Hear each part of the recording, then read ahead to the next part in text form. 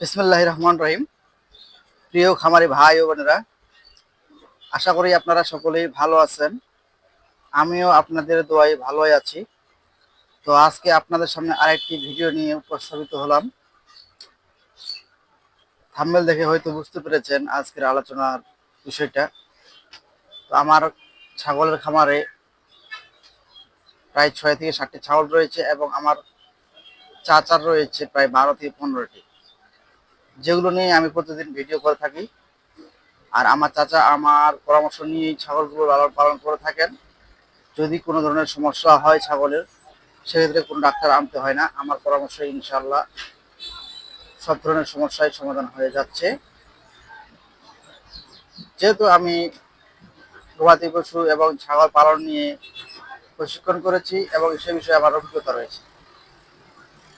তো আপনারা যারা ছাগল পালন করেন তারা অবশ্যই ছাগলের দিকে প্রতিদিন খেয়াল রাখবেন, যাতে করে আপনারা বুঝতে পারেন যে আপনার ছাগলের আজকে হঠাৎ কোনো পরিবর্তন দেখা যাচ্ছে কিনা।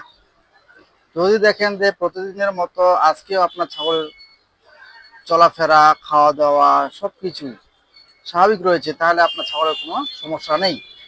আর যদি মনে করেন যে আজকে হঠাৎ করে আপনার ছাগলের প্রতিদিনের মতো একটু ভিন্ন মত লাগতেছে, সেক্ষেত্রে আপনি আপনার ছাগলকে থার্মোমিটার দিয়ে চেক করতে পারেন যে কোনো ধরনের সমস্যা আছে কিনা, যেমন জ্বর, আঘাতজনিত ব্যথা, বিভিন্ন ধরনের ভাইরাস।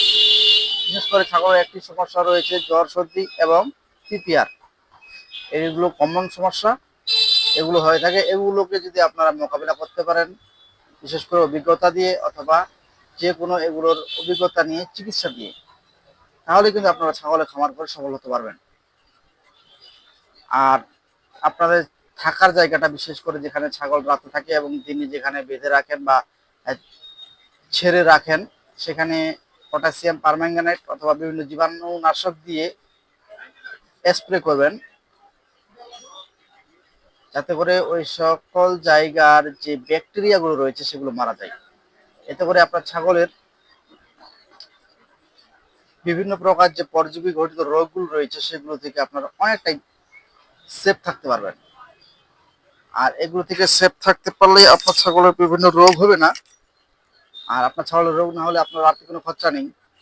আর বাড়তি যখন খরচা হবে না, সেক্ষেত্রে আপনার প্রফিটটা একাংশে বেড়েই যাবে। তাই বলছি, আপনারা দেখতে পাচ্ছেন আমিও আমার ছাগলের খুব যত্ন করি। প্রতিদিনই আমি ছাগলগুলোকে হাত দিয়ে নেড়ে দেই, আদর করি।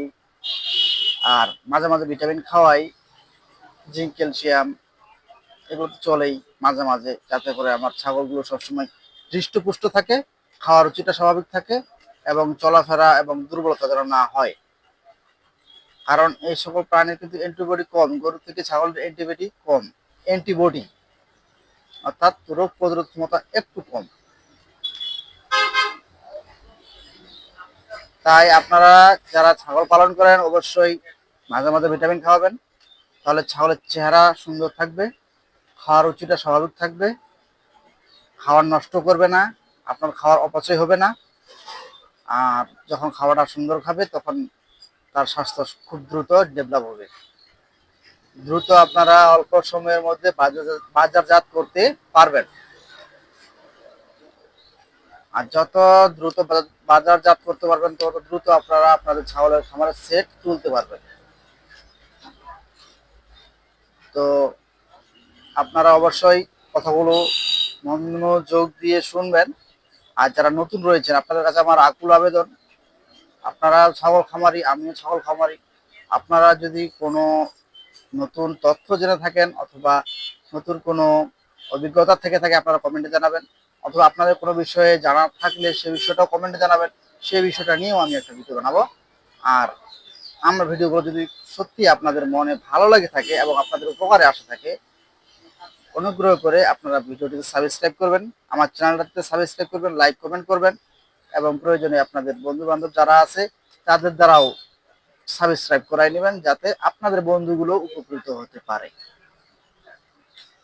এই সমাজে বসবাস করতে হলে আমরা একে অপরকে পাশে নিয়েই বসবাস করতে হবে।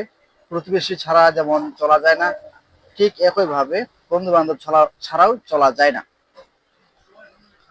তাই আপনাদের কাছে বলছি, আপনারা সুন্দরভাবে ছাগলের খাবার করুন, ছাগলের প্রতি বিশেষ যত্নবান হন,